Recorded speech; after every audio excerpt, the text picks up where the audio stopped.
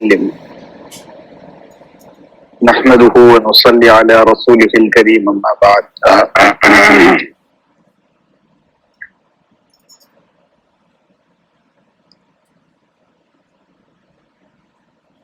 ابھی گزشتہ 2 دنوں سے الحمدللہ قربانی کے کئی ایک مسائل ہمارے سامنے آ چکے ہیں اور چند مسائل باقی ہیں، انشاءاللہ آج یہ مکمل ہو جائیں گے۔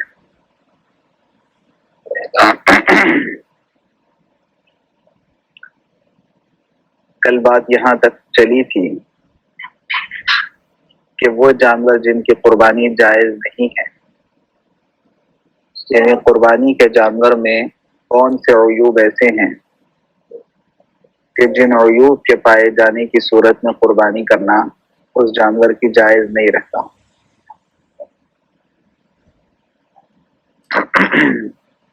چنانچہ یہاں پر چند عیوب کا ذکر کیا جا رہا ہے۔ نمبر 1، ایسا جانور جو اندھا ہو، کل بات آ چکی ہے، اس کی تفصیل کل گزر چکی۔ نمبر 2، ایسا جانور جو کانا ہو، یعنی جس کا کانا پن ظاہر ہو، یعنی ترچھا دیکھتا ہو، اس کو کانا کہتے ہیں، یا ایک آنکھ سے دیکھتا ہو اس کو بھی کانا کہتے ہیں۔ نمبر 3، خارش یا کسی اور وجہ سے اتنا لاغر یعنی کمزور ہو جائے کہ اس کی ہڈیوں میں مغز باقی نہ رہے۔ نمبر 4، لنگڑا ہو، جو قربان گاہ تک اپنے پاؤں سے چل کر نہ جا سکے، اس کی بھی تفصیل کل آ چکی ہے کہ لنگڑے ہونے سے مراد یہ ہے کہ وہ چلنے کے دوران اپنے پیر کا سہارا لینے پر بھی قادر نہ ہو، بالکل پیر اٹھا کر کے چلتا ہو تو یہ لنگڑا ہونا ہے، لیکن اگر تھوڑا تھوڑا اپنے پیر پر سہارا لگا سکتا ہے تو وہ جانور لنگڑا نہیں سمجھا جائے گا، اس کی قربانی جائز۔ کان، دم، چکی 1/3 سے زیادہ کٹے ہوں، یعنی سینگ کو کہتے ہیں، کان یا دم یا سینگ یہ 1/3 سے زیادہ کٹے ہوئے ہوں تو ایسی صورت میں اس کی قربانی بھی جائز نہیں، یعنی 1/3 سے زیادہ کٹے ہوئے۔ پیدائشی کان نہ ہو یا ایک کان ہو، اس جانور کی قربانی بھی درست نہیں۔ جانور کے تھن کٹے ہوں یا خشک ہوں، یعنی اگر مادہ جانور ہے، بکری ہے، گائے ہے، اونٹنی ہے، تو تھن کاٹ دیے جائیں اس کے دودھ کے جو تھن ہوتے ہیں، یا بالکل خشک ہوں تو ان کی قربانی بھی جائز ہے۔ تو یہ چند جانور ہیں، اور آگے ناک کٹی ہو، خنثی جانور جس میں نر اور مادہ دونوں کی علامتیں پائی جائے، خنثی یعنی اس کا جینڈر ڈیسائیڈڈ نہ ہو کہ یہ نر ہے یا مادہ ہے، میل ہے یا فیمیل ہے۔ میل کی علامتیں بھی پائی جاتی ہے جانور میں، فیمیل کی علامتیں بھی پائی جاتی۔ ایک پاؤں جانور کا کاٹ لیا گیا ہو، اس حد تک جنون ہو کہ وہ چرتا بھی نہ ہو، جانور خود اپنی طرف سے چر بھی نہیں سکتا تو دیوانہ سمجھا جائے گا۔ سینگ جڑ تک ٹوٹ گیا ہو، جڑ تک اس کی سینگ ٹوٹ گئی ہو تو ایسی صورت میں وہ سینگ کے ٹوٹے ہوئے جانور کی قربانی بھی جائز نہیں۔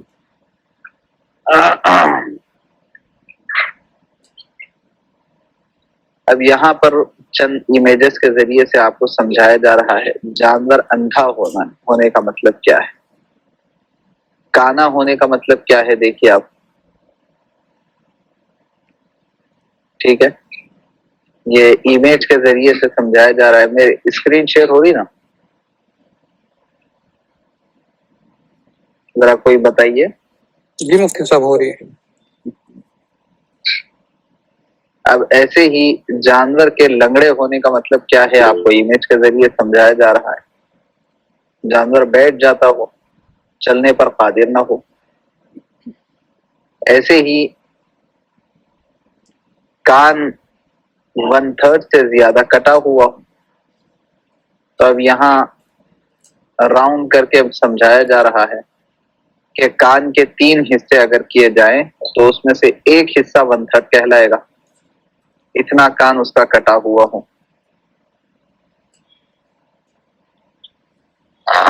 دم 1/3 سے زیادہ کٹی ہوئی ہے. اس کو بھی یہاں اسی طرح امیج کے ذریعے سمجھایا جا رہا ہے. ایسے ہی پیدائشی طور پر کسی جانور کے کان ہی نہ ہو. جیسے یہاں پر 2 جانور دیے گئے, پیدائشی طور پر کان ہی نہیں ہے جانور. ایسے جانور کی قربانی بھی درست نہیں. آپ کی وائس جانور کے 2 کانوں میں سے ایک کان نہ ہو. ایک کان تو ہے لیکن دوسرا کان کٹا ہوا ہے. ایسے ہی تھن کٹے ہوئے ہوں جانور یا کی تھن وائس خشک. تھوڑی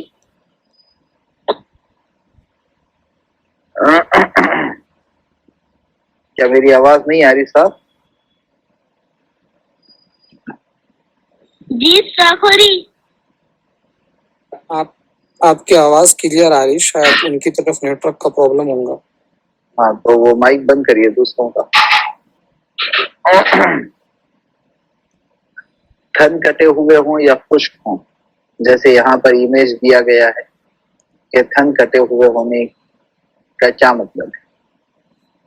ایسے ہی جانور خنثی ہو جس میں نر اور مادہ دونوں علامتیں پائی جائے, جیسے اس کی بھی ایک مثال یہاں پر دی گئی. یعنی جس کو میں نے کہا کہ میل ہے یا فیمیل ہے یہ ڈیسائیڈڈ نہیں ہے, دونوں کی علامتیں پائی جاتی ہیں. ایک پاؤں اس کا کاٹ لیا گیا ہو, جیسے اس کی ایک امیج یہاں دی گئی ہے.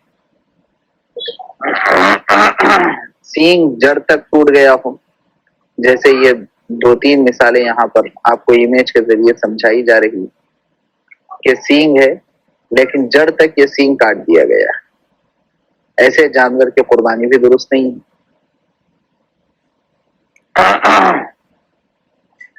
اب یہاں پر چند ایسی باتیں بتا رہے ہیں کہ جن میں جانور کی قربانی جائز ہو جاتی. ہم کو ڈاؤٹ ہوتا کہ جائز ہے یا نہیں ہے, لیکن جائز ہو جاتی. وہ جانور جن کی قربانی جائز ہے کون سا ہے؟ بھینگا ہو. بھینگا مطلب تھوڑا سا کراس وہ دیکھتا ہو, جس کی نظر 1/3 یا 1/3 سے کم کمزور ہو. مطلب نظر کمزور تو ہے لیکن وہ 1/3 تک تو دیکھ لیتا ہے جانور. 1/3 نظر کمزور ہے, اس سے زیادہ نظر کمزور ہو تو درست نہیں ہے, لیکن اتنی نظر کمزور ہے اس سے زیادہ وہ دیکھ لیتا ہے تو اس صورت میں جائز ہے اس کا. مگر صحیح بات تو یہ ہے کہ کتاب میں لکھی ہوئی بات ہے, لیکن ہمارے لیے یہ اندازہ لگانا بہت دشوار ہے کہ 1/3 حصے تک جانور کیسے دیکھتا ہے. اس سلسلے میں ہم لوگ آگے تفصیل سمجھیں گے. جس میں معمولی جنون ہو یعنی چر لیتا ہو, یعنی ایک ہوتا ہے وہ جانور جس کو اس بات کا بھی شعور احساس نہیں ہے کہ کیا چیز اس کو کھانی چاہیے کیا چیز نہیں کھانی چاہیے, اور اس کو اتنا بھی اندازہ نہیں ہے کہ اپنا چارہ خود چرنا چاہیے, تو وہ جانور مجنون اور دیوانہ کہلاتا ہے. لیکن اگر کوئی جانور ایسا ہے جو دوسرے چیزوں کے لحاظ سے تو مجنون ہے مگر اپنا چارہ خود چر لیتا ہے تو وہ جانور کی قربانی جائز ہے. جانور نمبر 4 جسے خارش ہو مگر وہ جانور فربا ہو. خارش تو ہے لیکن دبلا پتلا لاغر نہیں ہے بلکہ موٹا تازہ ہے, اگرچہ کہ خارش ہو جائز ہے. چکی دم یا کان 1/3 یا اس سے کم کٹے ہوئے ہوں یا کان قدرتی ہی چھوٹے ہوں. اگر قدرتی طور پر کان چھوٹے ہوں تو اس کی قربانی جائز ہے. کٹے ہوئے ہیں لیکن 1/3 سے کم کٹے ہوئے ہیں تب بھی قربانی جائز ہے.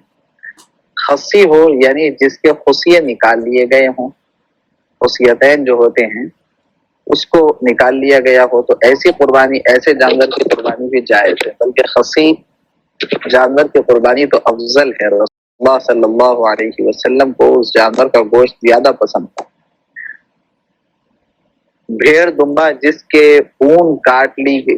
جس کے اوپر کا اون کاٹ لیا گیا ہو، ٹھیک ہے، اوپر جو بال ہوتے ہیں، اتنا بوڑھا ہو کہ بچے کے قابل نہ رہا ہو، ایسی جانور کی قربانی بھی جائز.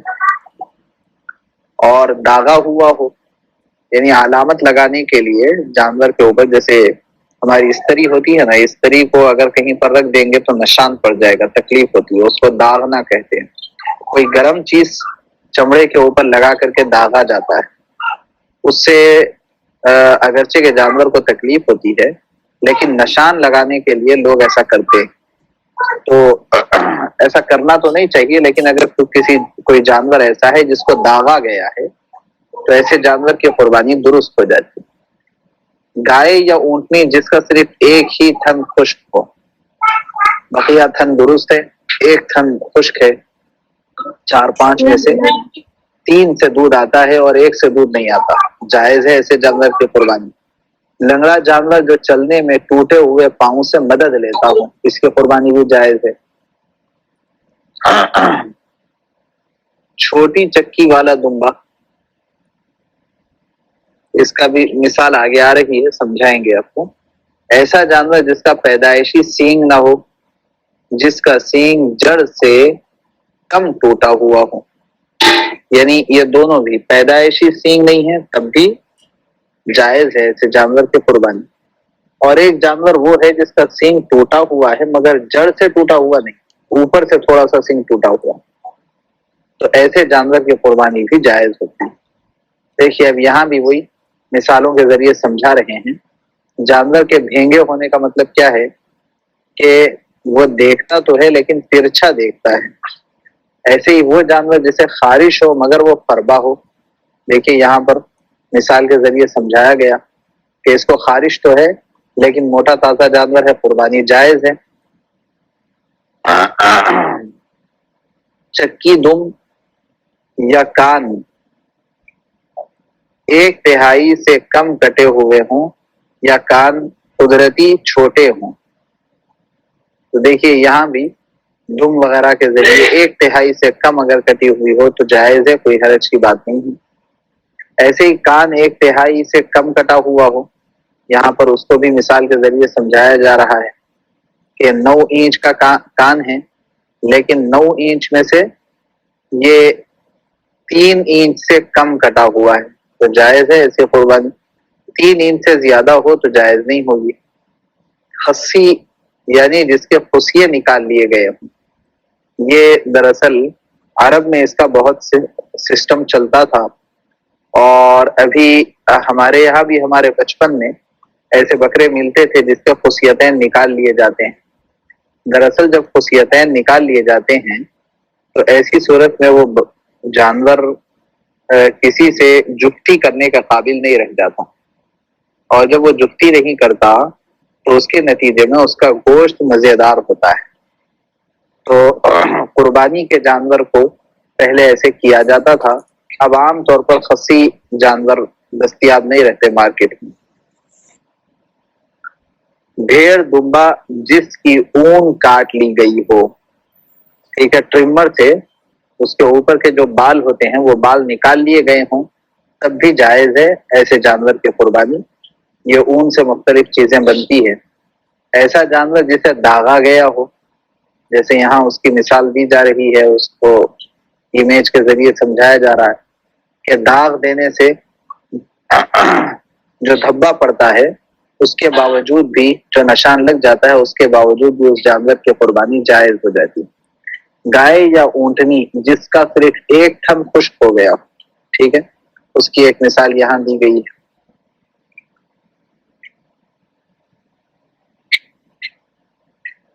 جس کی چکی چھوٹی اور بڑی ہو،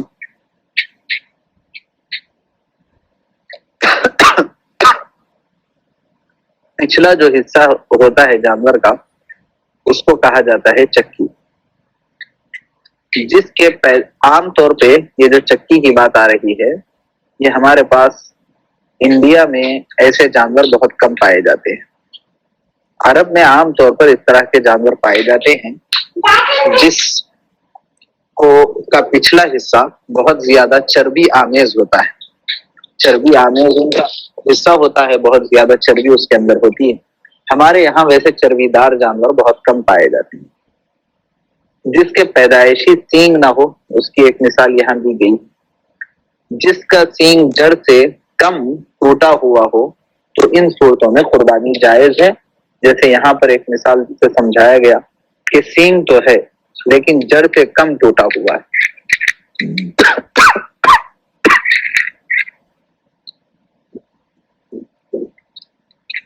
اب یہاں چند اور مسائل بتائے جا رہے ہیں کہ جانور خریدنے کے بعد اگر عیب ہو جائے. دیکھیے، اگر جانور خریدنے والا مالدار یعنی صاحب نصاب ہے تو جانور عیبدار ہونے کے بعد اس کے اوپر دوسرے صحیح سالم جانور کی قربانی کرنی واجب ہے. اور اگر جانور خریدنے والا فقیر یعنی صاحب نصاب نہ ہو تو اس کے لیے اس عیبدار جانور کی قربانی جائز ہے.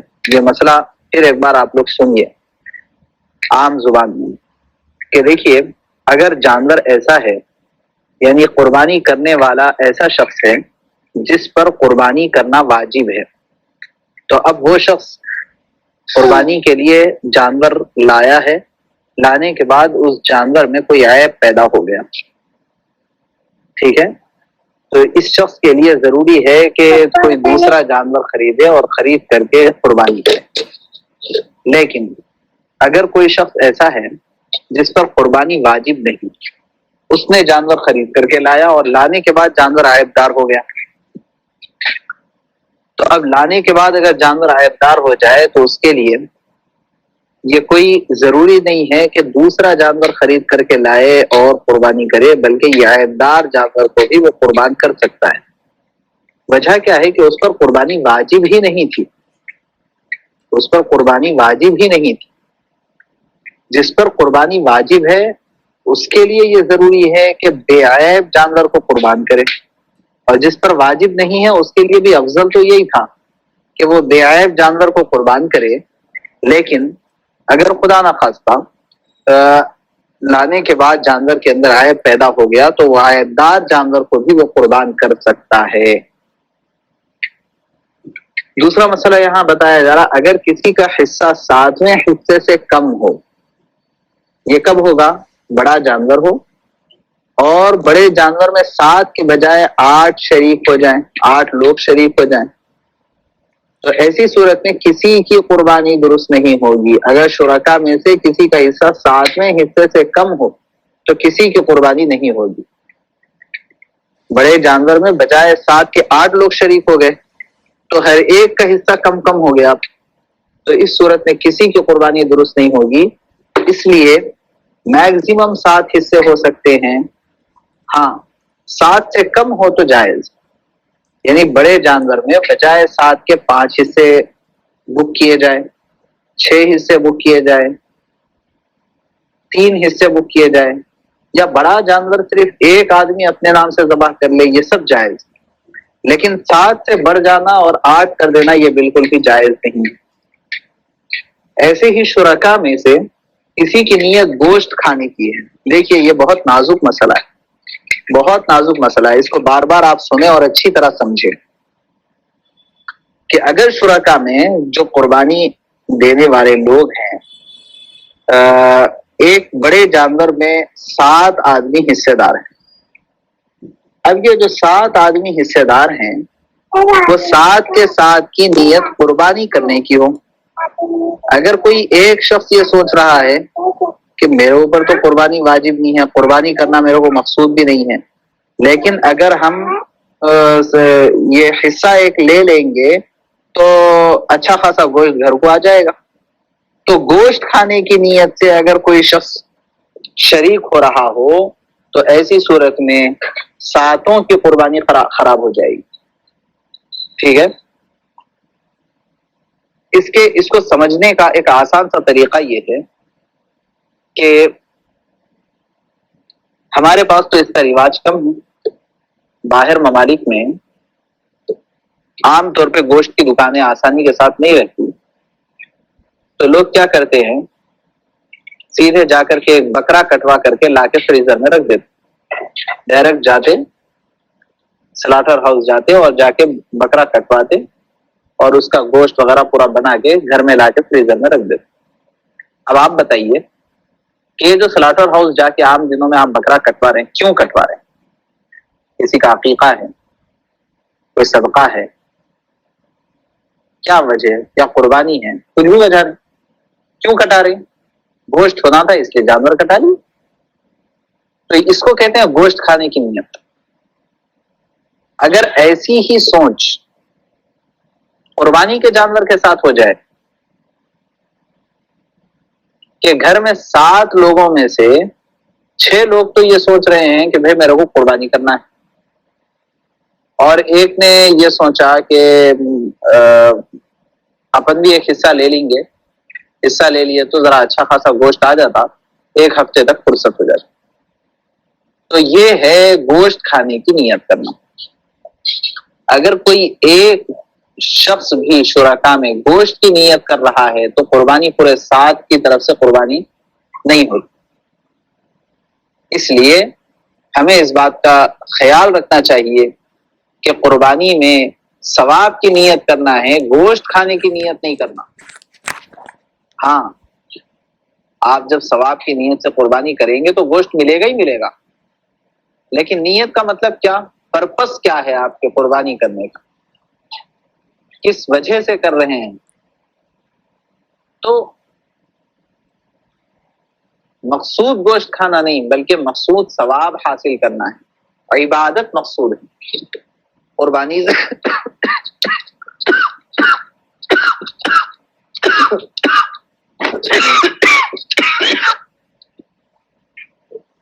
قربانی سے عبادت مقصود ہے. تو اگر عبادت، آپ اس عبادت کے لیے جانور قربان کر رہے ہوں تو گوشت تو ملے گا ہی ملے گا. لیکن اگر صرف کوئی گوشت کی نیت کرے گا تو اس کی وجہ سے عبادت انجام نہیں دی جا سکتی. اس لیے اس بات کو ذہن میں رکھنا چاہیے. ایک اور مسئلہ یہ ہے کہ قربانی کے لیے خریدے ہوئے جانور میں شریک کرنا. اگر کوئی آدمی مثلا زید اگر گائے قربانی کے لیے خریدے، اس کے بعد اور 6 لوگوں کو شریک کر لے تو جائز ہے لیکن مکروہ. مطلب کیا، آپ اپنے لیے خرید لیے پھر اس کے بعد اور 6 آدمی کو شریک کر دیے. ایسا نہیں کرنا چاہیے. پہلے سے 6 آدمیوں سے بات کر کے گائے خریدنا چاہیے، ایسا کرنا چاہیے. لیکن بعد میں شریک کرنا بھی جائز تو ہے، بہتر نہیں. 2 آدمی مل کر بڑے جانور کی قربانی کریں تو کیا حکم ہے؟ دیکھیے، ابھی جو عام طور پہ ہمیں پیش آنے والے مسائل ہیں، میں وہ مسائل لے کر کے چل رہا ہوں. گوشت کی تقسیم کا طریقہ، قربانی کا گوشت تول کر تقسیم کیا جائے نہ کہ اندازے سے. بغیر وزن کی آپس میں تقسیم کرنا جائز نہیں، اگرچہ سب شرکا راضی ہوں. سال بھر کے مسنون اعمال یہ کتاب کا نام ہے. لیکن اگر ایک طرف گوشت کے ساتھ سرے پائے ہوں تو کمی بیشی اور تخمینہ دینا بھی جائز ہے. عام طور پر بڑے جانور کی قربانی جب ہوتی ہے تو اس میں 7 حصے کرنا ہے تو تول کے 7 حصے کرنا چاہیے. خیر، یہ عام طور پہ یہ ہم سے متعلق مسائل نہیں رہتے. جو اجتماعی قربانیاں ہوتی ہیں وہاں سے متعلق مسائل ہوتے ہیں، اس لیے آپ وہ مسائل دیکھیے جو ہم سے متعلق ہیں. گم شدہ جانور کے ایام قربانی میں مل جانے کا حکم. آپ بکرا خرید کے گھر لائے اور بکرا بھاگ گیا. پہلے دن ملا نہیں، دوسرے دن نہیں ملا، تیسرے دن آپ کا بکرا آپ کو مل گیا. تو گم شدہ جانور ایام قربانی میں مل جائے تو کیا حکم ہے؟ اگر قربانی کے لیے خریدا ہوا جانور گم ہو جائے یا چوری ہو جائے اور دوسرا جانور خریدنے کے بعد وہ جانور قربانی کے دنوں میں مل جائے تو مالدار صاحب نصاب کو اختیار ہے کہ دونوں میں سے جس کو چاہے ذبح کرے، اور جو فقیر ہے یعنی غیر صاحب نصاب ہے اس پر دونوں کی قربانی کرنا واجب ہے. جو مالدار ہے اس کے لیے دونوں میں سے کوئی ایک جانور کو قربان کرنا ہے، لیکن جو فقیر ہے اس کے لیے یہ ضروری ہے کہ وہ دونوں جانوروں کو قربان کرے.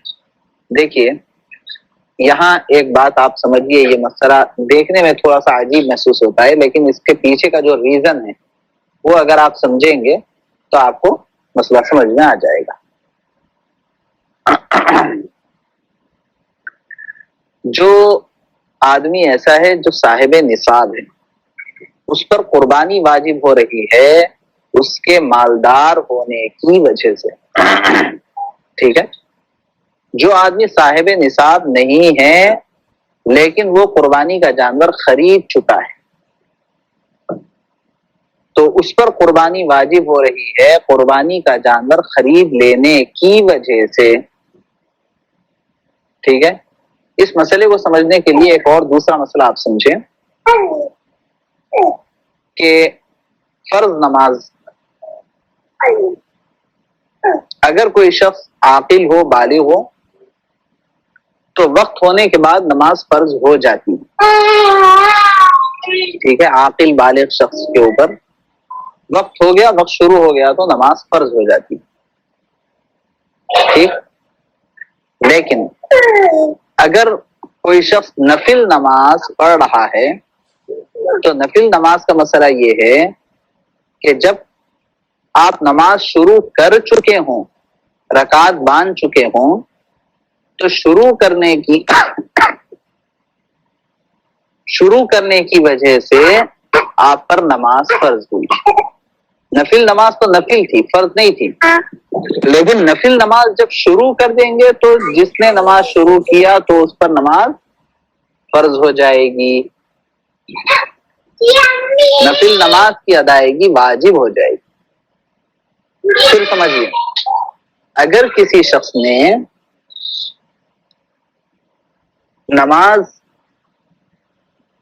نفل نماز شروع کر دی ہو تو نفل نماز شروع کرنے سے واجب ہو جائے گی.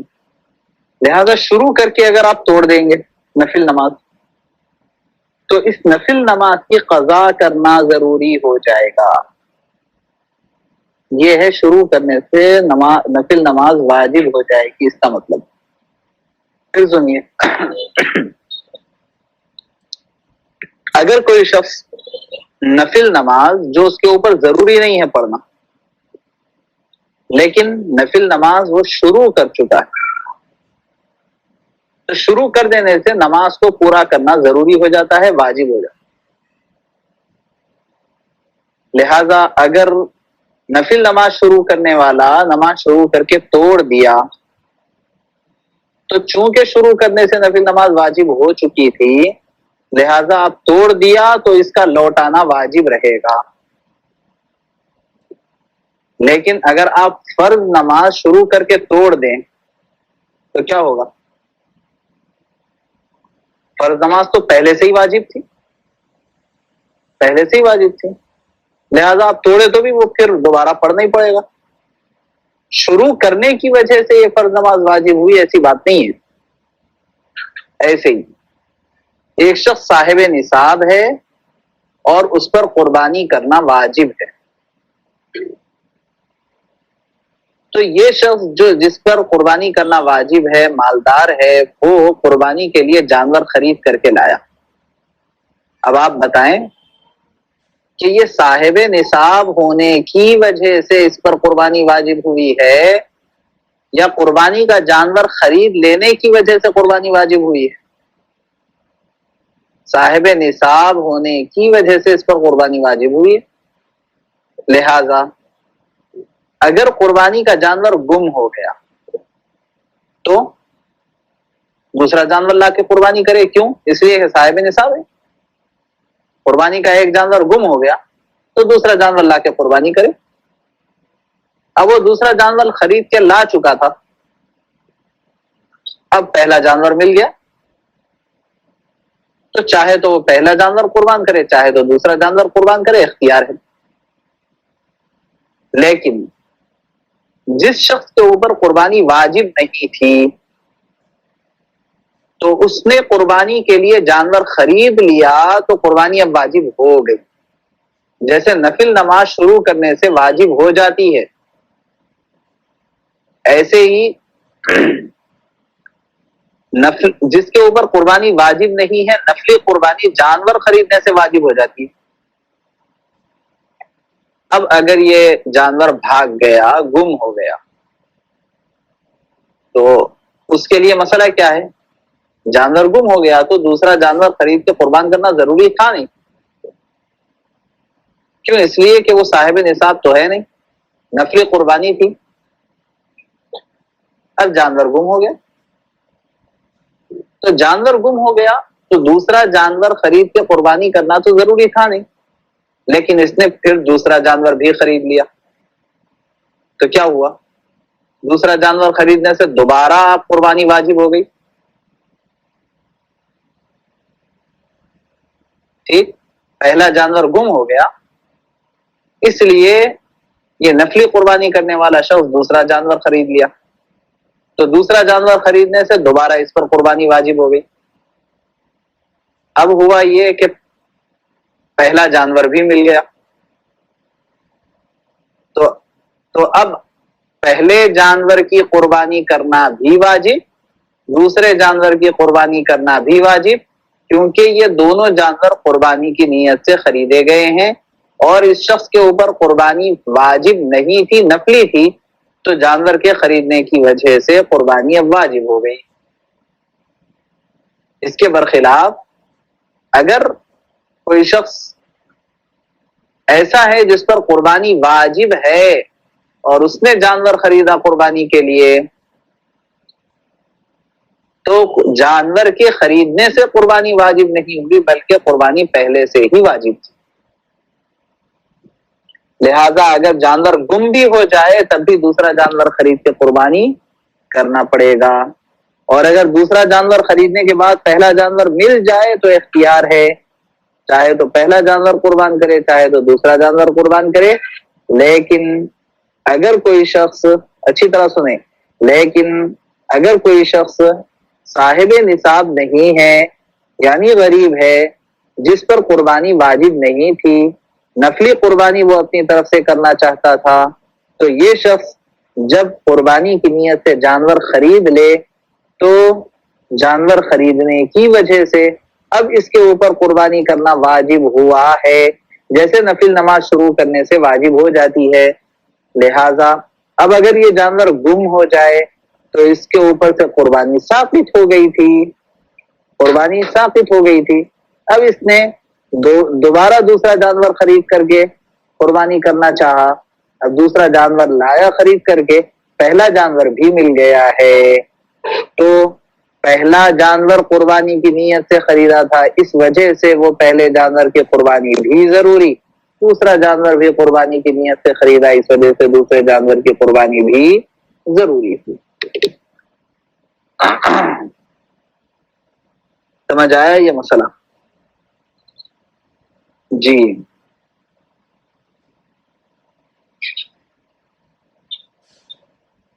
ایک مسئلہ یہ ہے کہ ذبح کرتے وقت جانور عیب دار ہو جائے. صحیح سالم جانور اگر ذبح کرنے کے وقت مثلا گراتے ہوئے عیب دار ہو جائے تو اس کی قربانی جائز ہے. بعض مرتبہ ہوتا ہے کہ آپ بیل ہے اس کو گرانا بہت مشکل ہوتا ہے، ٹانگ وانگ بن کے گرانا پڑتا ہے، اس دوران جانور کی ٹانگ ٹوٹ گئی تو اصلاً تو دیکھا جائے تو ٹانگ ٹوٹا ہوا جانور کی قربانی درست نہیں، لیکن آپ ذبح کرنے کی جو کوشش کر رہے ہیں اس وقت اگر جانور عیب دار ہو جائے تو کوئی حرج کی بات نہیں ہے، اس کی قربانی جائز ہو جاتی. پہلے سے عیب دار جانور کی قربانی جائز نہیں، لیکن ذبح کرنے کے وقت میں اگر جانور عیب دار ہو جائے تو قربانی جائز ہے. ایسے ہی اگر کسی جانور میں بعض شرکا اپنی واجب قربانی ادا کر رہے ہوں اور بعض شرکا نفلی قربانی ادا کر رہے ہوں، مثلا آپ کے گھر میں والدین ماں باپ پر قربانی واجب ہے، اور ماں باپ کو 5 بچے ہیں.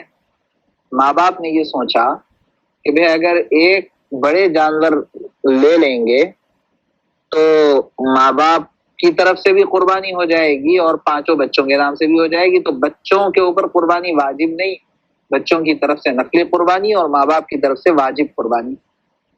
تو واجب اور نفل دونوں طرح کے حصے اگر ایک جانور میں ہو تب بھی قربانی جائز ہے. ایسا درست ہے، ہو سکتا ہے.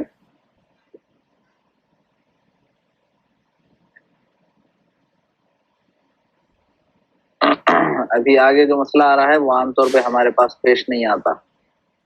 قربانی کا آخری وقت کیا ہے؟ دیکھیے، قربانی کا آخری وقت تیسرے دن یعنی 12 ذی الحجہ غروب آفتاب سے پہلے پہلے، اس سے پہلے پہلے کر دینا ضروری ہے. اور اگر 3 دن گزر گئے کوئی شخص قربانی نہیں کر سکا تو قربانی کرنے کے بقدر پیسے صدقہ کرنا ضروری ہے. 3 دن گزر گئے اور جس شخص پر قربانی واجب تھی اس نے قربانی نہیں کی تو اس کے بقدر رقم کا صدقہ کرنا ضروری ہے. شرکا میں سے کسی کا انتقال ہو جائے، اگر 7 آدمیوں نے ایک بڑا جانور مثلا گائے قربانی کے لیے خریدی، ان میں سے ایک قربانی سے پہلے مر گیا، 7 میں سے ایک، تو اگر میت کے ورثہ اجازت دے دیں تو جائز ہے، اور اگر ورثہ اجازت نہیں دیے تو جائز نہیں. یعنی اگر ورثہ کی اجازت کے بغیر قربانی کی گئی تو کسی کی طرف سے قربانی نہیں ہوگی. ٹھیک ہے؟ کیوں؟ اس وجہ سے کہ جس شخص کا انتقال ہو گیا ہے اس کی تو نیت ہی ختم ہو گئی. آپ کو معلوم ہونا چاہیے کہ عبادات جو ہوتی ہیں وہ عبادات میں نیت کا بہت بڑا دخل ہوتا ہے. بغیر نیت کے روزہ درست نہیں، بغیر نیت کے نماز درست نہیں، بغیر نیت کے زکوٰۃ درست نہیں، بغیر نیت کے حج درست نہیں. نیت کے بغیر کوئی بھی عمل درست نہیں ہوتا ہے. اسی طرح قربانی کے اندر بھی نیت شرط ہے. اگر آپ قربانی کی نیت نہیں کریں گے تو قربانی درست نہیں. اب 7 لوگ جو شریک تھے گائے میں، اس میں سے ایک شخص کا انتقال ہو گیا.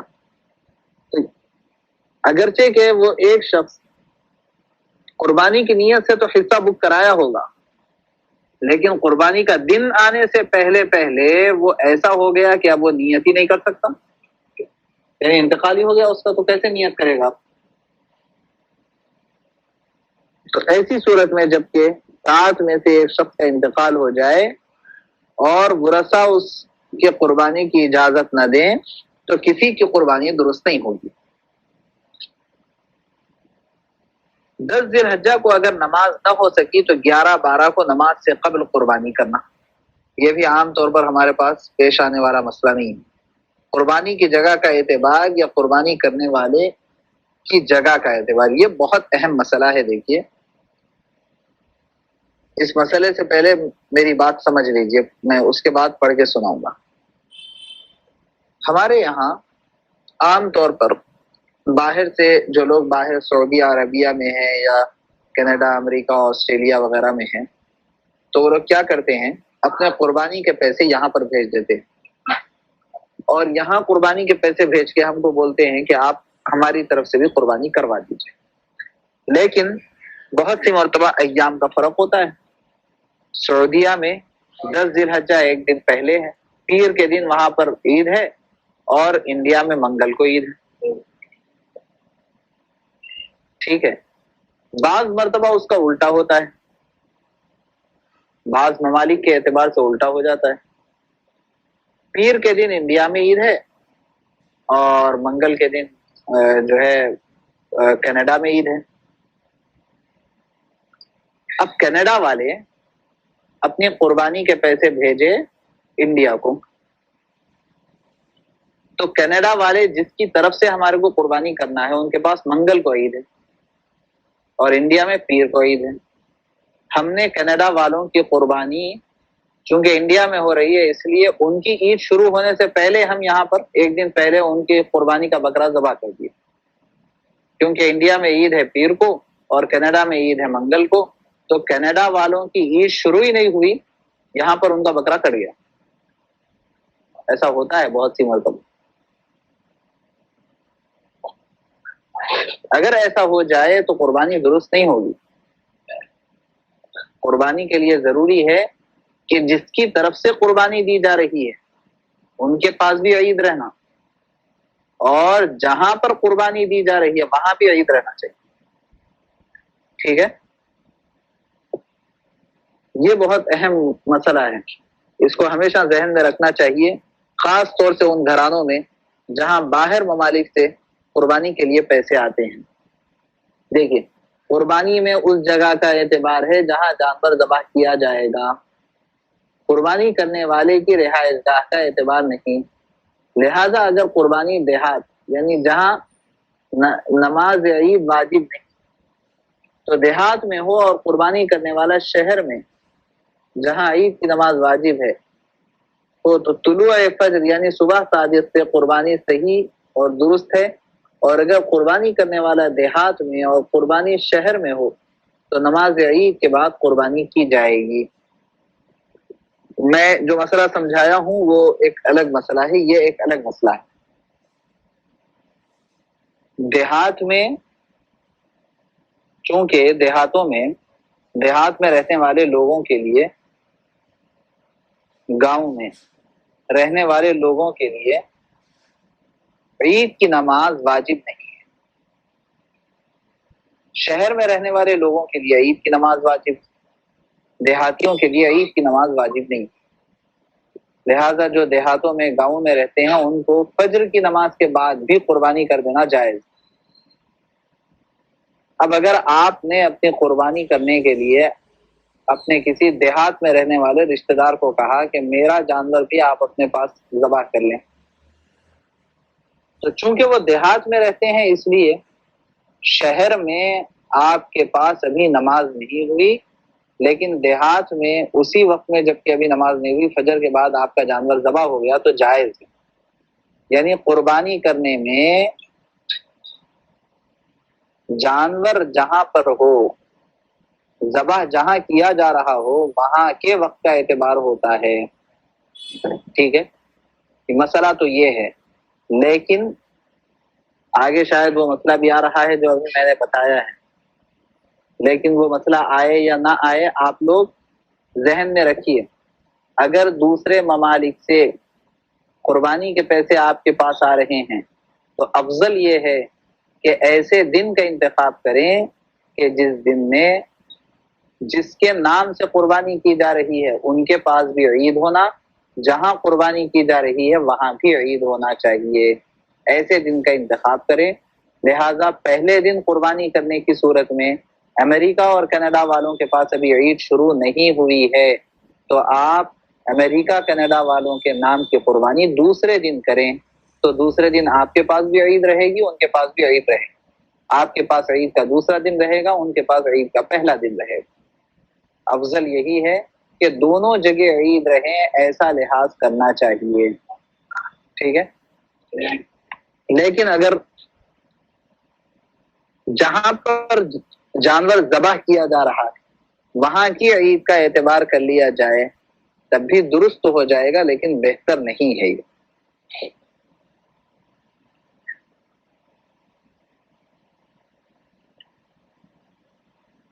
اب بات یہ ہے کہ کس جانور کی قربانی افضل ہے, اس کی تفصیل کل گزشتہ آ چکی ہے, پرسوں آ چکی ہے کہ جو جانور حدیث کے روح سے آئی نا بات کہ جو جانور جتنا زیادہ قیمتی ہوتا ہے اس کی قربانی افضل ہوتی ہے.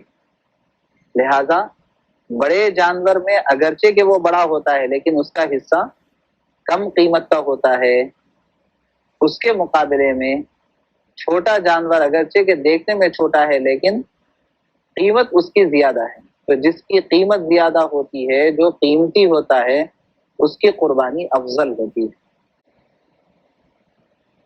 قربانی کس دن افضل ہے آپ سب کو پتا ہے کہ 10 ذی الحجہ کو قربانی کرنا افضل ہے. ایسے ہی رات میں اگر کوئی قربانی کرنا چاہے تو رات میں قربانی مکروہ ہے, مغرب کے بعد قربانی مکروہ ہے. لیکن وہ مکروہ ہونے کی جو وجہ اور ریزن ہے وہ یہ ہے کہ رات کے وقت عام طور پہ اندھیرا ہونے کی وجہ سے اس بات کا اندیشہ ہوتا ہے کہ ذبح کرنے کے وقت میں جانور کی پوری رگیں نہ کٹے، اس وجہ سے رات میں قربانی کرنا مکروہ ہے۔ لیکن اس زمانے کے اندر جبکہ روشنی کا عام طور پر معقول انتظام ہوتا ہے، اگر مناسب روشنی کا انتظام رہے تو رات میں بھی قربانی کی جا سکتی ہے، کراہت نہیں ہے۔ بہتر یہ ہے کہ دن ہی میں کریں، لیکن اگر کسی مجبوری کی وجہ سے رات میں بھی کی جا رہی ہو تو درست ہے۔ بعض مرتبہ جانور کاٹنے والے نہیں ملتے، اس کی وجہ سے بعض لوگ مجبور ہو جاتے ہیں رات میں کرنے کے لیے۔ بعض مرتبہ جہاں اجتماعی قربانیوں کا نظم ہوتا ہے وہاں جانور اتنے زیادہ ہوتے ہیں کہ اگر صرف دن میں قربانی کی جائے تو جانور مکمل نہیں ہوں گے 3 دن کے، اس وجہ سے رات میں بھی قربانی کرنا ان کو ضروری ہو جاتا ہے۔ اب ایک مسئلہ یہ ہے کہ اگر کوئی شخص ایام میں نے یہ مسئلہ بھی بتا دیا، ایام قربانی گزر گئے لیکن صاحب نصاب نے قربانی نہ کی ہو تو کیا مسئلہ ہے؟ یہ مسئلہ پیچھے آ چکا ہے کہ اگر قربانی نہ کی ہو اور ایام قربانی گزر گئے تو ایسی صورت میں قربانی کے جانور کے بقدر پیسے صدقہ کرنا ضروری۔ یہ بعض مرتبہ ہوتا ہے کسی کو یہی پتہ نہیں ہے کہ میرے اوپر قربانی واجب ہے، بعد میں کسی مولانا سے ملاقات ہوئی، انہوں نے پوچھ لیا آپ نے اپنے نام کی قربانی کی؟ یہ کہنے لگے کہ نہیں قربانی نہیں کی۔ انہوں نے بتایا کہ بھائی آپ صاحب نصاب ہے، آپ پر قربانی واجب ہے۔ تو ایام قربانی گزر گئے لیکن قربانی جس پر واجب تھی انہوں نے قربانی نہیں کی، تو ایسی صورت میں جانور کے بقدر پیسے کا صدقہ کرنا ضروری ہے، اور اگر جانور خرید لیا جا چکا ہے تو ایسی صورت میں وہی جانور صدقہ کر دے۔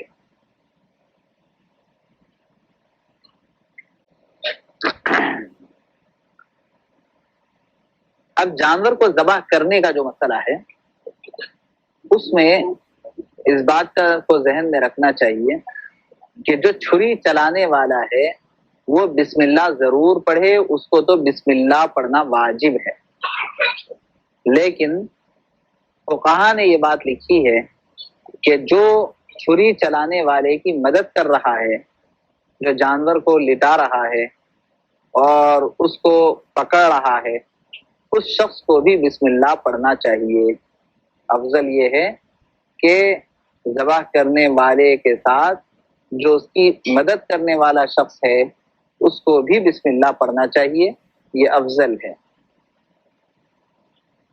بعض مرتبہ ہوتا یہ ہے کہ جس جانور کی قربانی دی جا رہی ہے تو اس کے پیٹ میں ابھی بچہ ہوتا ہے، جس جانور کو فقیر نے قربانی کے لیے متعین کر رکھا تھا اس نے قربانی سے پہلے بچہ جن دیا، تو اس بچے کی قربانی بھی لازمی ہوگی۔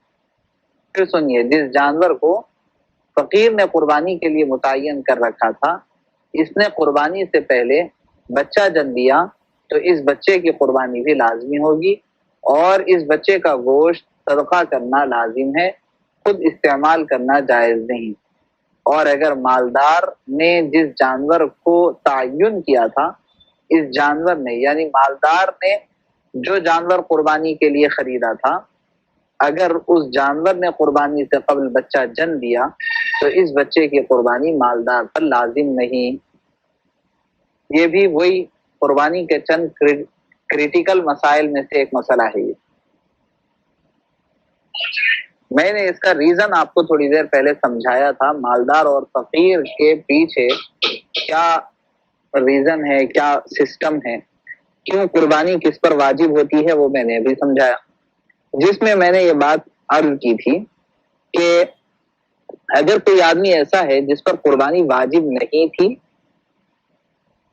تو قربانی کا جانور خریدنے سے اس پر قربانی واجب ہو گئی، تو اس پر قربانی کا تعلق جانور کے خریدنے سے ہوا۔ لہذا اگر گھر لانے کے بعد اس جانور نے بچہ جن دیا تو ایسی صورت میں چونکہ اس کی قربانی کا تعلق جانور سے ہے تو پورے جانور کی قربانی اس کے اوپر ضروری ہوگی، اور بچہ بھی پہلے اسی جانور کا حصہ تھا، لہذا اس بچے کو بھی قربان کرنا ضروری ہے، لیکن اس بچے کا گوشت نہیں کھا سکتے، اس کو صدقہ کرنا لازم۔ اگر مالدار آدمی ہے اور مالدار شخص نے قربانی کا جانور خریدا اور پھر وہ جانور نے بچے دے دیے، تو چونکہ مالدار شخص کا معاملہ ایسا ہے کہ قربانی جانور کے خریدنے کی وجہ سے واجب نہیں ہوئی بلکہ صاحب نصاب ہونے کی وجہ سے واجب ہوئی تھی، اس لیے اب جانور کے ساتھ اس کی قربانی متعلق نہیں ہے، جانور کے ساتھ قربانی وابستہ نہیں ہے، یعنی جانور خریدنے کی وجہ سے قربانی واجب نہیں ہوئی بلکہ مالدار ہونے کی وجہ سے قربانی واجب ہے۔ اس لیے بچہ ہونے کے بعد بھی اب اس کو اختیار ہے، وہ بچے کو چاہے تو قربان کرے چاہے تو نہ کرے، اس کے اوپر لازم نہیں ہے بچے کو قربان کرنا، لیکن جانور کو قربان کر دے تو کافی ہو جائے گا۔ اس لیے اس مسئلے کو ذہن میں رکھنا چاہیے۔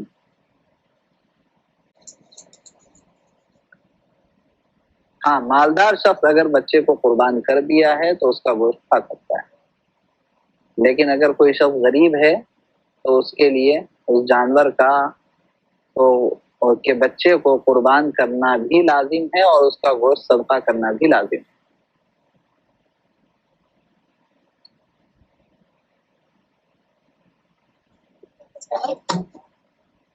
جس جانور کو پھر سنیے، جس جانور کو فقیر نے قربانی کے لیے متعین کر رکھا تھا، اس نے قربانی سے قبل بچہ جن لیا، جانور نے، فقیر نے نہیں، جانور نے قربانی سے قبل بچہ جن لیا، تو اس بچے کی قربانی بھی لازم ہوگی اور اس بچے کا گوشت صدقہ کرنا لازم ہے، خود استعمال کرنا جائز نہیں۔ اور اگر مالدار نے جس جانور کو متعین کیا تھا یعنی خریدا تھا، اس جانور نے قربانی سے قبل بچہ جن دیا تو اس بچے کی قربانی مالدار پر لازم نہیں، اس کو پال لے بھی سکتا ہوں۔ قربانی کرنے کے بعد فقیر مالدار ہو جائے، قربانی کرنے کے بعد جو فقیر تھا وہ مالدار ہو جائے، اگر فقیر شخص نے اپنی طرف سے قربانی کر دی پھر وہ قربانی کے آخری دن مالدار ہو گیا، کیسے بھی ہو سکتا ہے، اس کو سونا مل گیا، کہیں خزانہ مل گیا، کہیں سے پیسہ آ گیا، اس کو کسی نے ہدیہ دے دیا، ایک 5 تولے سونا کسی نے ہدیہ دے دیا، یا سونا اور چاندی ہدیے میں آ گئی، کچھ بھی ہو سکتا ہے۔ اگر فقیر شخص نے اپنی طرف سے قربانی کر دی تھی پھر وہ قربانی کے آخری دن مالدار ہو گیا تو اب اس پر دوبارہ قربانی واجب ہو جائے گی اور پہلی قربانی نفل شمار ہوگی کیونکہ وہ قربانی عدم وجوب کی حالت میں ادا کی گئی، یعنی جب واجب نہیں تھی اس وقت وہ قربانی ادا کر دی گئی، تو پہلی قربانی نفل اور ایام قربانی میں مالدار ہو جانے کی وجہ سے یہ قربانی اس کے اوپر واجب ہو جائے گی۔ ٹھیک ہے، جیسے اگر کوئی شخص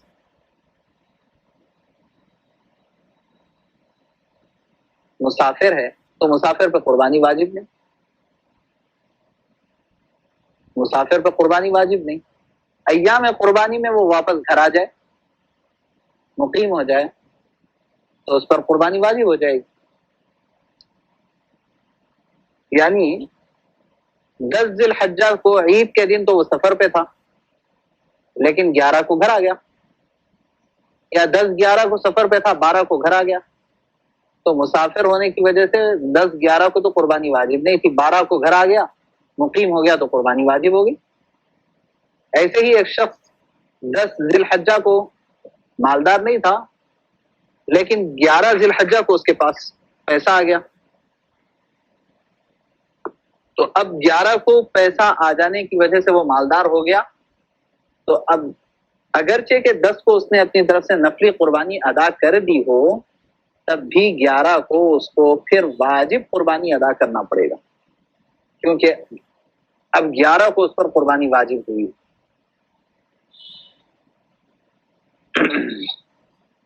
یہ ایک وبا اس وقت بہت عام ہو گئی ہے جو یہاں لکھا گیا ہے دکھاوے کے لیے گراں قیمت جانور خریدنا، دکھاوے کے لیے۔ آج کل بعض لوگ محض ناموری اور دکھاوے کے لیے گراں قیمت یعنی بہت مہنگا جانور خریدتے ہیں اور پھر اس کا خوب چرچا کر کے خوش ہوتے ہیں۔ تو اس ریاکاری کے ساتھ ثواب کی امید رکھنا محض فریب ہے، کوئی ثواب نہیں ملنے والا ہے۔ اللہ تعالیٰ کے نزدیک وہی عمل مقبول ہے جو خالص اللہ کی رضا کے لیے کیا جائے۔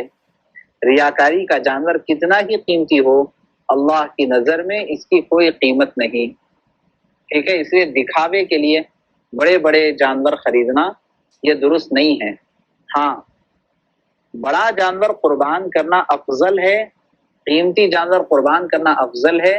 اس وجہ سے اگر کوئی شخص قیمتی اور جو ہے بڑا جانور خرید رہا ہے تو اس کو تو بہت ثواب ملے گا، لیکن اگر دل میں نیت یہ ہو کہ لوگ دیکھ کر کے خوش ہوں گے اور میں فخریہ طور پر لوگوں کو بتا سکوں گا کہ میں نے اتنے ہزار کا بکرا کاٹا ہے اور میں نے اتنے لاکھ کی گائے قربان کی ہے، اگر ایسی بات ہے جس میں دکھلاوا مقصود ہو تو ثواب نہیں ملے گا، اور اگر دکھلاوا نہیں بلکہ ثواب کی نیت ہے تو جائز ہے۔ ایک اہم مسئلہ یہ ہے کہ جانور کی کتنی چیزیں کھانا حرام ہے۔ جانور کی کتنی چیزیں کھانا حرام ہے۔ جانور میں 7 چیزیں کھانا حرام ہیں۔ نمبر 1 شرمگاہ کا حصہ، نمبر 2 خصیتین، نمبر 3 غدود۔ کس کو کہتے ہیں غدود؟ دراصل بعض مرتبہ جانوروں کو گڈھے گڈھے بن جاتے، جسم کے مختلف حصوں پر گڈھا بن جاتا، جمع ہوا خون رہتا وہ، یا گوشت کا حصہ جمع ہوا ہوتا ہے، اس کو غدود کہتے ہیں۔ تو اکثر و بیشتر خون کہیں آ کر کے جم جاتا تو اس کو غدود کہتے ہیں۔ غدود کھانا جائز نہیں ہے۔ اسی طرح دم مسفوح یعنی بہتا ہوا خون، اسی طرح پتا، مثانہ اور وہی شرمگاہ، تو یہ جو حصے ہیں یہ حصے جانور کے حرام ہیں، اگرچہ کہ حلال جانور ہو۔ حلال جانور کے بھی یہ 7 حصے ایسے ہیں کہ جن کا کھانا جائز نہیں ہے، حرام ہے۔ بہت سارے لوگوں کو ایک سوال رہتا ہے کہ بوٹی کھانا جائز ہے یا بٹ۔ اب جو بٹ ہے اس کے اوپر سوال بھی اس لیے پیدا ہوتا ہے لوگوں کو ذہنوں میں کہ وہ دراصل گندگی کی ایک پوٹلی ہوتی، اس کے اندر گندگی بھری ہوئی ہوتی، تو اس وجہ سے وہ کھانا جائز ہے یا نہیں یہ پوچھتے ہیں۔ تو اس مسئلے کو سننے سے پہلے ایک اور بات آپ ذہن میں رکھیں۔ اللہ تبارک و تعالیٰ کا بڑا عجیب نظام، اللہ کا نظام بڑا عجیب ہے۔ بہت ساری چیزیں اللہ نے انسان کے لیے ایسی رکھی ہیں کہ ظاہری طور پر اگر دیکھا جائے تو اس میں گندگی پائی جاتی ہے، لیکن انسان کے صحت کے لیے وہ بہت مفید ہے۔ جیسے آپ غور کریں، شہد ہے، شہد کیا ہے؟ شہد کی مکھی کا تھوک ہے یا اس کی گندگی ہے، لیکن انسان کی صحت کے لیے بہت مفید اور بہت مزید ہے۔ یہ اللہ کا بڑا عجیب نظام ہے۔ یہ اسی وجہ سے کہ انسان کو اپنی حقیقت سمجھ میں آ جائے کہ تم جو اپنے آپ کو بہت اچھا بہت بڑا سمجھتے ہو، تمہاری حقیقت یہ ہے کہ تم ناپاک ہو، جسم کے اندر تمہارے ناپاکی بھری ہوئی ہے، اور تمہاری غذا بھی ایسی چیزوں سے وابستہ ہے۔ دودھ ہے، دودھ کیا چیز ہے؟ قرآن پاک میں اللہ تبارک و تعالیٰ نے دودھ کے سلسلے میں فرمایا ہے من بین فرث ودم لبنا خالصا سائغا للشاربین، کہ یہ دراصل دودھ بنتا ہے گوبر اور خون کے درمیان سے دودھ بنتا ہے، اور بالکل صاف و شفاف نہایت سفید دودھ اللہ تبارک و تعالیٰ اپنی قدرت سے نکالتے ہیں۔ غور کیا جائے تو بظاہر گندگی. انڈے پر غور کر لیں کہ انڈا کیا چیز ہوتی ہے. تو بہرحال یہ ساری چیزیں ہیں. ایسے ہی اگرچہ کہ جانور کی گندگی بوٹی کے اندر ہوتی ہے لیکن بوٹی ناپاک نہیں ہے. اس کی گندگی کو صاف کر دیا جائے تو اس کا کھانا بالکل جائز ہے. اس کے کھانے میں کوئی حرج نہیں ہے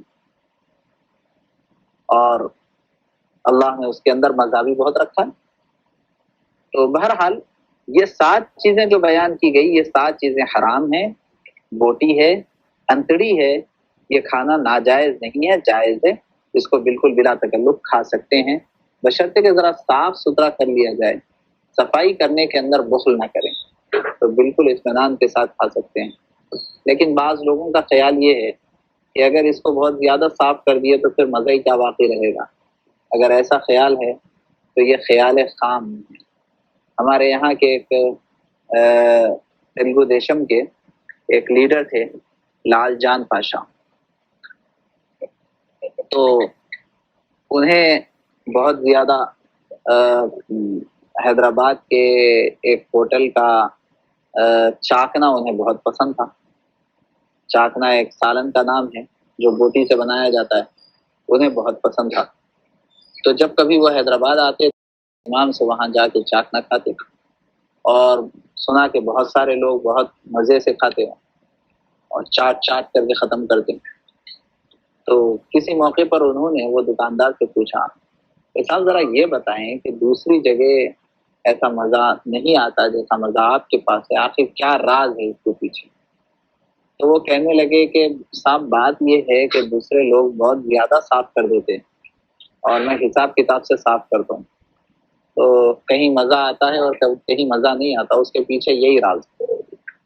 بہرحال بہت دیر سے آپ لوگ بہت سیریس سن رہے ہیں اس لیے 1-2 لطیفے بیان کر دینا بھی درمیان میں ضروری ہے. تو بعض لوگوں کا خیال یہ ہے کہ اس کو بہت زیادہ صاف کر دیا تو پھر مزہ ہی کیا باقی رہ جاتا. ایسا کوئی مسئلہ نہیں ہے. مزہ جو ہے وہ اس میں نہیں ہے جس کو صاف کیا جا رہا ہے, بلکہ صاف کرنے کے بعد جو سفیدی بچتی ہے مزہ اس میں ہے. ٹھیک ہے. میرے حال چلیے, غلطی سے ایک دوسرے کی قربانی ذبح کرنا یہ بھی عام طور پر مسئلہ پیش نہیں آتا.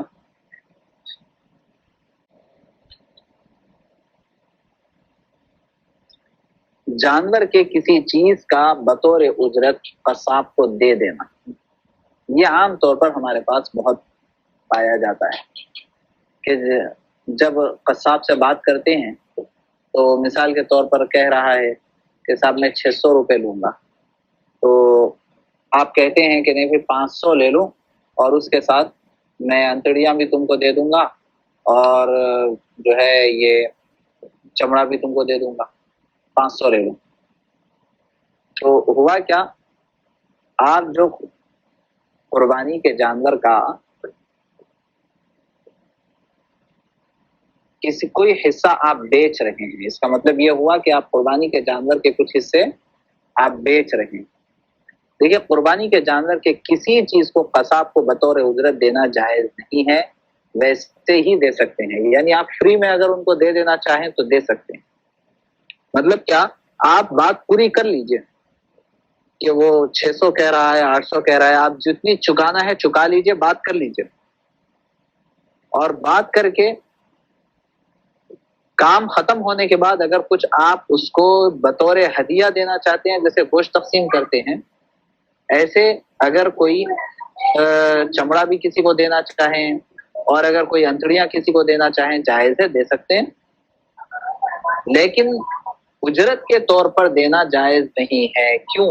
اجرت کے طور پر دینا یہ ایسے ہی ہے جیسے آپ قربانی کے جانور کا چمڑا بیچ رہے ہیں, اس کے انتڑیاں بیچ رہے ہیں, تو یہ جائز نہیں ہے. آپ نے کہیں بھی نہیں دیکھا ہوگا کہ قربانی کے جانور کا گوشت بک رہا ہو.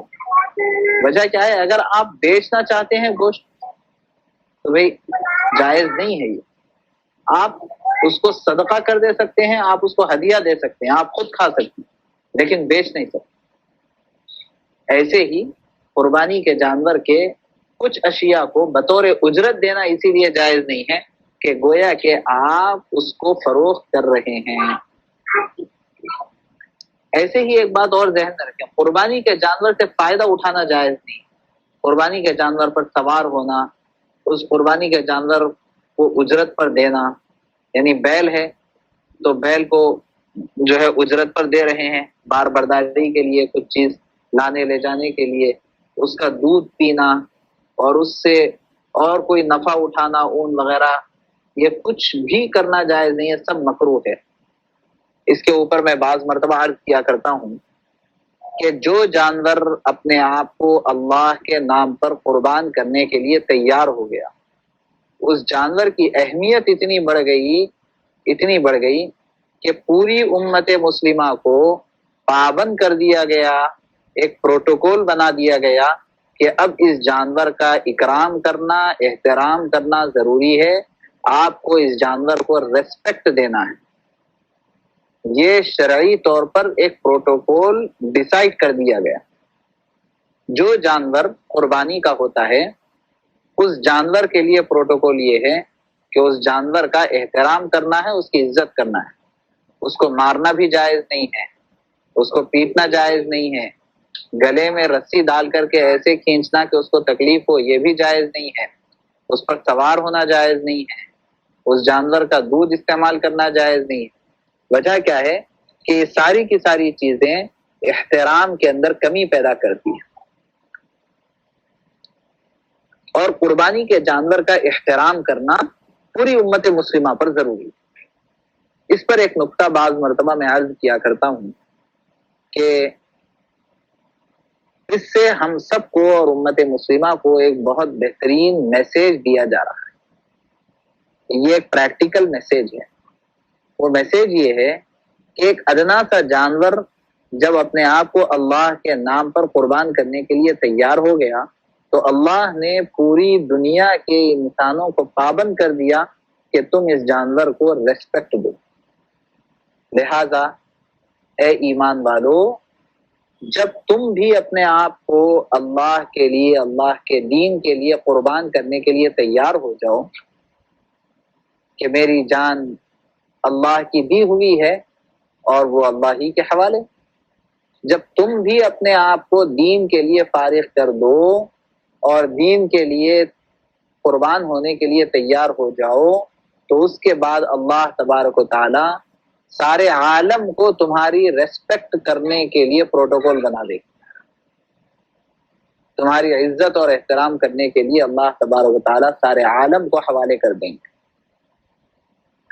اس وقت مسلمانوں کی عزت جو جگہ جگہ لٹ رہی ہے اور مسلمان گاجر مولی کی طرح کاٹے جا رہی ہیں، اس کی وجہ یہی ہے کہ مسلمانوں نے اپنے آپ کو، اپنے جان و مال کو اللہ کے لیے قربان کرنے کی نیت نہیں کی۔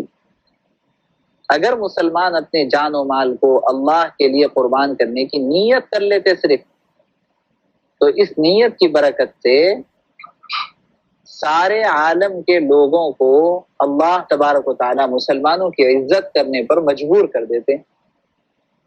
اور ہسٹری میں یہ بات ریکارڈ ہے کہ جس زمانے کے اندر مسلمان اپنے جان و مال کو اللہ کے لیے فارغ کیے ہوئے تھے، اس زمانے میں ساری دنیا مسلمانوں کے قدموں میں پڑی ہوئی تھی اور ہر کوئی مسلمان کی عزت کرتا تھا۔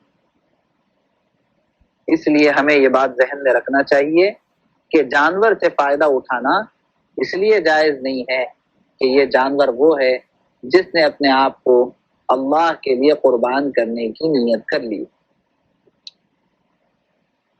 قربانی کی ہڈیوں کو دفن کر دیا جائے یا ان کو فروخت کر کے قیمت غربا اور مساکین پر صدقہ کر دی جائے، یہ دونوں جائز ہے۔ قربانی اور عقیقے کا گوشت غیر مسلم کو دینا بھی جائز ہے، جس طرح مسلمانوں کو دیا جا سکتا ہے غیر مسلم کو بھی دیا جا سکتا ہے، بلکہ جو غیر مسلم ایسے ہیں تو ان کو گوشت دینے کی وجہ سے ان کا دل نرم ہوگا اور اسلام کی طرف وہ مائل ہوں گے۔ آپ کو اس بات کی امید ہے تو ایسے غیر مسلموں کو تو بڑے اہتمام سے گوشت دینا چاہیے۔ لیکن گوشت اور کھال یہ قربانی کے جانور کا فروخت کرنا جائز نہیں ہے، صدقہ کرنا ضروری ہے، فروخت کرنا جائز نہیں۔ اگر آپ کھال کہیں فروخت کرتے ہیں تو اس سے حاصل کیے ہوئے پیسے گھر میں رکھ لینا نہیں، بچوں کو کرکرے اور کیڈبری لانے کے لیے وہ پیسے دینا نہیں چاہیے، بلکہ اگر آپ کھال فروخت کر دیں، بیچ دیں، تو اس سے حاصل شدہ پیسے وہ صدقہ کرنا ضروری ہے۔